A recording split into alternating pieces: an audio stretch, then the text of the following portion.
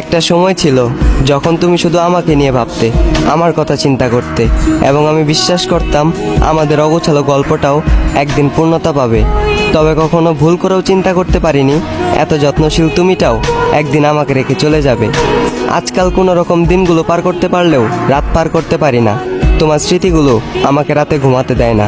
যখনই তোমার কথা মনে পড়ে আমার চোখের কোণে জমে থাকা এক টুকরো মেঘ থেকে অনবরত বৃষ্টি ঝরে।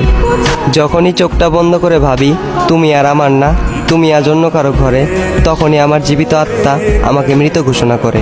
জানি না কি এমন ভুল করেছিলাম, কি এমন করেছিলাম পাপ, যে পাপের কারণে সৃষ্টিকর্তাকে সেজদা দেওয়া কপালটাও আজ এতটাই খারাপ। জীবন যখন মুখে দাঁড়ায়